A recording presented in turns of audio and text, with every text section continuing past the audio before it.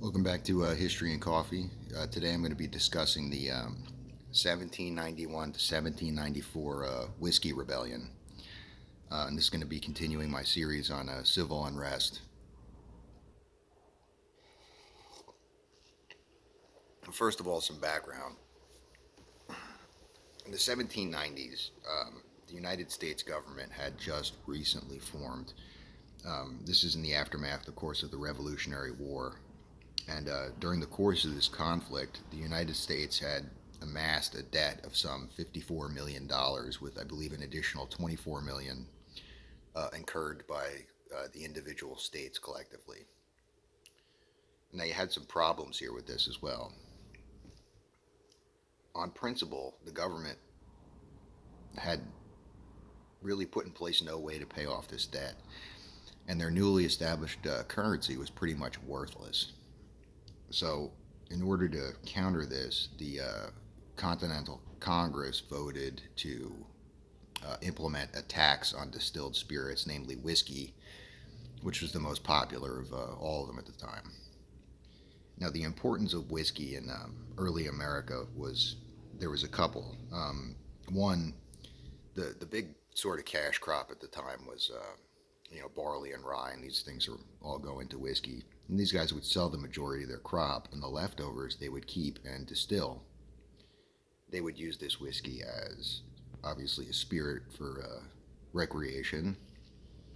They would use it medicinally as an antiseptic and anesthetic. And then, of course, with the currency of the time being pretty much worthless, they would use this as a trade good in place of a currency, basically.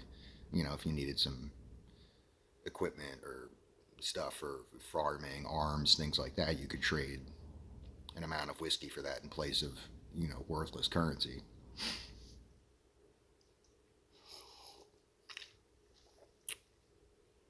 So in 1791, they vote and implement this tax. Immediately, people are pissed. Especially, of course, Revolutionary War veterans who had just fought a war against taxes without representation. And essentially, what this was a federal tax without any sort of local representation.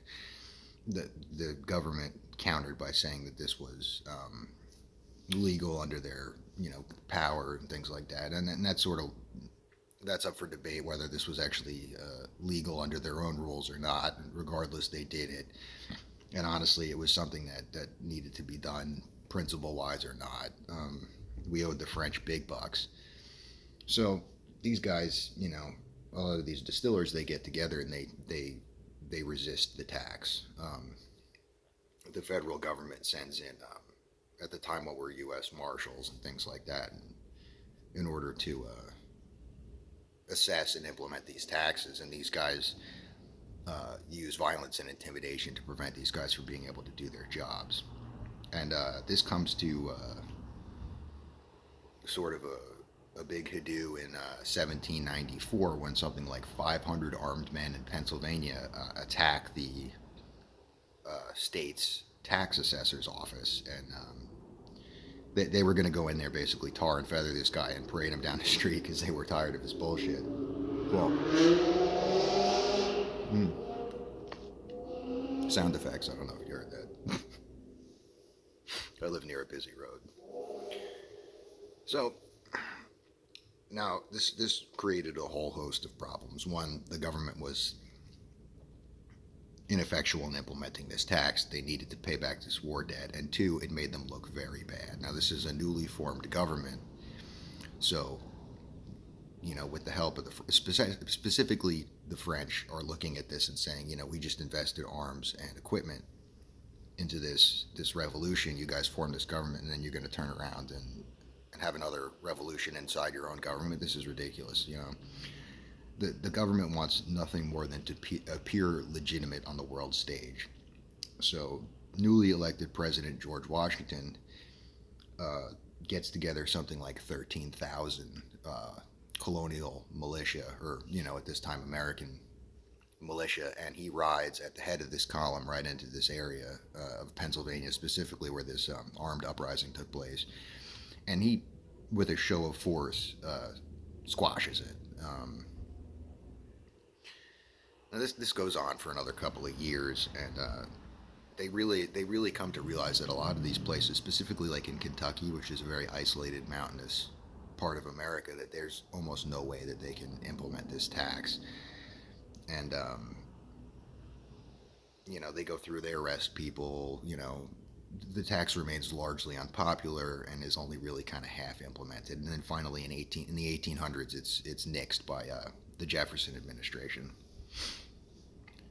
But what's the takeaway from this? Well, a couple of things happened as a result of this. First, the government essentially turned around and did something that it fought a war against immediately, which is kind of hypocritical. And two, this was the first thing that caused political parties to emerge. You had your pro whiskey tax and your anti whiskey tax parties. Those were pretty much the very first political parties in history. And it's something that shows the spirit of America. We're not gonna stand for half measures here. We fought a war to stop this, and we're not going to sit there and turn around and then compromise if we don't get exactly what we want. And that's something that Americans have always been known for. And then lastly, the ability of the United States government to put this rebellion down, with a show of force, but fairly peacefully, legitimize the government on the world stage. People realize that this wasn't a rabble of revolutionaries anymore. This was a functioning world government, which would eventually go on to become, a world power. So that's your whiskey rebellion.